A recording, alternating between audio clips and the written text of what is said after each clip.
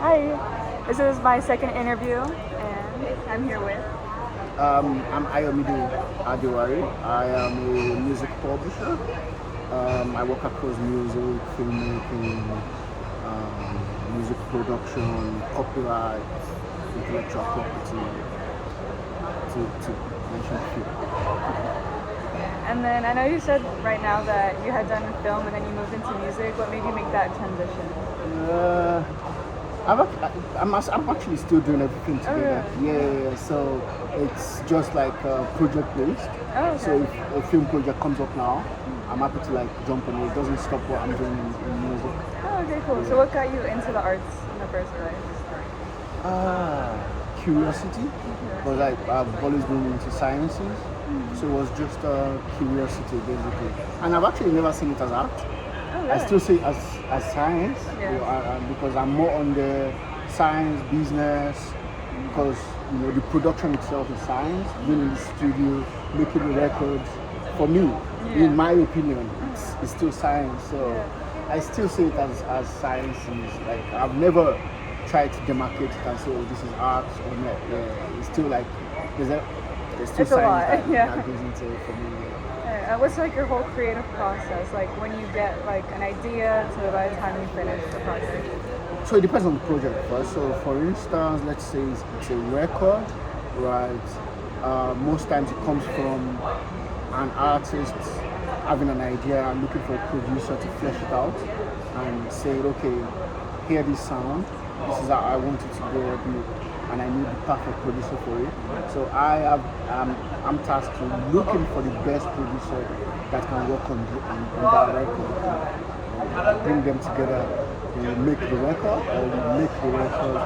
I have to listen properly and make sure, okay, this works. Yeah. And then if it works and is approved, then, okay, from the way it sounds, what market does it fit in, right? And then try and work out a marketing plan with my team on how we sell this record in this particular market, and set a release date, pitch to the to the DSPs, Apple Music, Spotify, Amazon Prime, Amazon Music, Deezer, Tidal, YouTube, and then Everything. pray for, So pray for luck. when you're building that team and you're trying to like pick who you're gonna hire, what traits do you look for in that person when you're like, yeah, like I need to work with that person? I look for three traits, right? Because I actually just did a couple of interviews yesterday. Oh, really? So I look for three traits. One must be trainable. I don't care what your skill is, what your degree is, I don't care.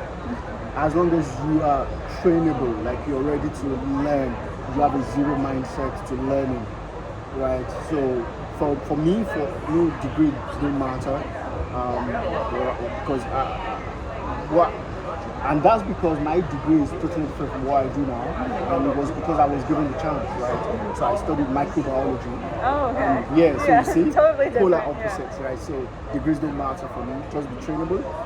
Two is be flexible, like you should be ready to do anything and everything on that role.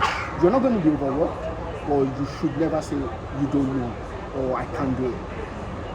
It's not by force, but I can't like work with that kind of person. The three is you must be a fighter. So I kind of like look for soldiers, right? So I have a mindset of, soldier, then you go through the ranks to become a general. So if at that level you should be a fighter.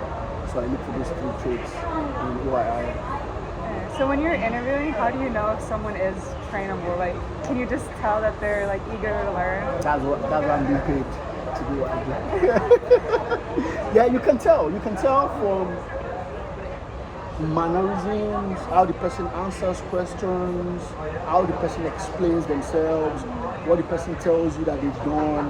You can tell. You can put them together if you've been doing this for a while Yeah. and you've got the experience for a while. I mean, I've been working since like 2008. 2008. Yeah, so You're like, I know this. I know, Yeah. when you say it, yeah. So whenever you're given a project or an opportunity to do a project, have you ever declined the project for any Yes, reason? What are very your, well. your boundaries? Yeah, one first is ethics and morals.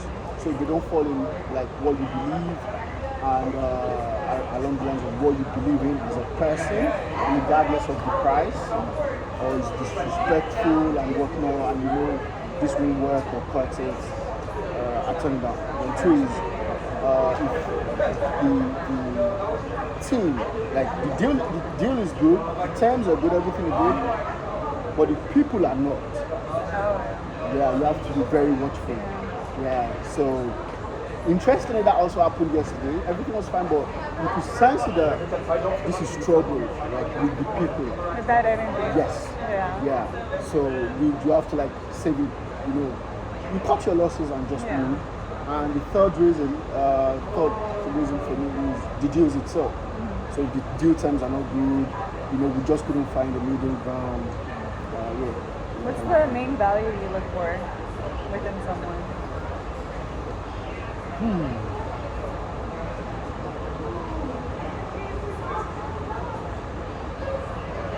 Ability to listen. Listen. Yeah, people like really find it difficult to listen these days. Listen to, sorry, I'm with the P, so I'm trying to make sure I'm not being looked for. Listen to understand and not listen to respond. You know, so we are in an age where people want to prove a point and show how well learned or experienced or versed they are, right? And now you're having fewer people that are actually paying attention to what you are saying and what you are not saying and are ready to learn. So I think it's the ability to listen and listen to understand. Yeah. Do you have a favorite project of yours that you're like, oh my god, this is my shining golden moment?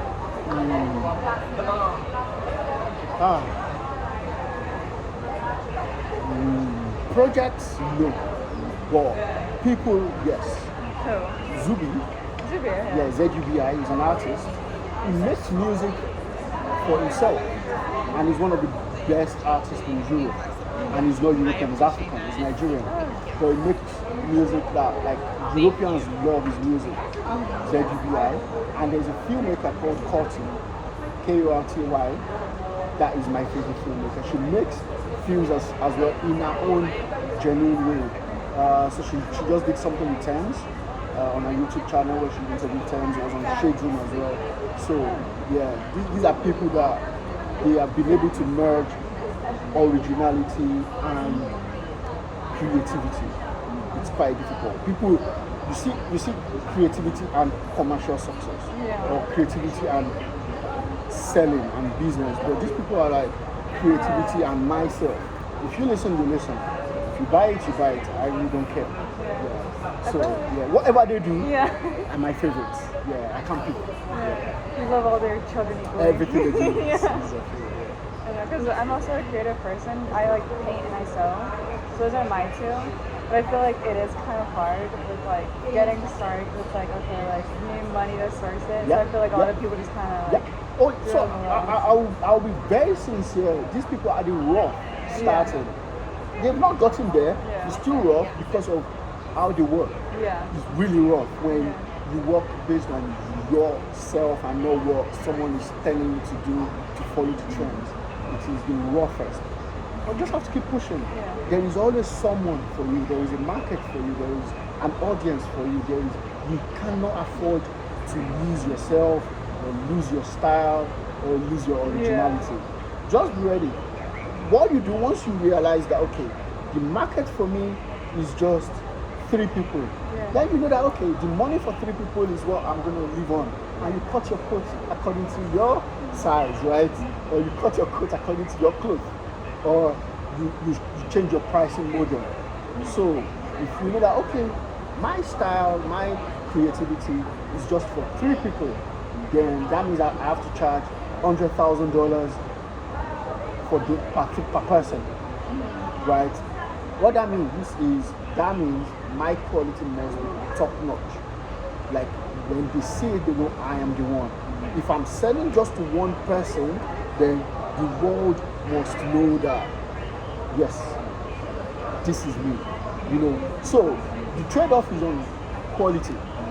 Once you're doing like myself, my creation, my creativity, you don't have no skin in the game until you are producing quality. So you cannot tell me, oh, I have to be genuine. I don't want to follow the trends and whatnot, and you're not doing quality stuff. Also being authentic too. Please. Yeah. You can tell who's bigger. Yeah, exactly. And it's like another problem is how would you get over like a creative writer's like any kind of like block where you're like, oh, I don't have any ideas. Smoke marijuana first. Try and smoke some cannabis. It helps. Pray to God. Once you have creative block, God is the whatever you believe in, whatever religion, there is always a source for everyone. So whatever you believe in, whatever you think is your source, go to that source and pray. I pray to God. I'm a Christian. First thing when you have a block is pray. Then, like you met me now, I was looking for just fresh air. I try to walk outside my space most times. Seeing people unblocks my creative block. So I'll just go to like a space and work, and I'll just look at people and observe. A coffee shop, it unblocks as well. Nature unblocks for me as well. I like taking walks in parks. I run a lot. So there might be mornings that I know I have a very big day and I need to flow. I run like 10 kilometers. Yeah, I go for 10 kilometers and I am good. Yeah. So we'll find it. Yeah. I'll do the rest, but I get winded after like half a mile. So whatever works for you. If that works, if it's just half a mile, try it or to do long works. You're gonna be fine. Okay. And then I know you have like a lot of success with like working with big names, big brands. So after that, what is your next goal? There is no goal. Just keep going. Yeah. So for me,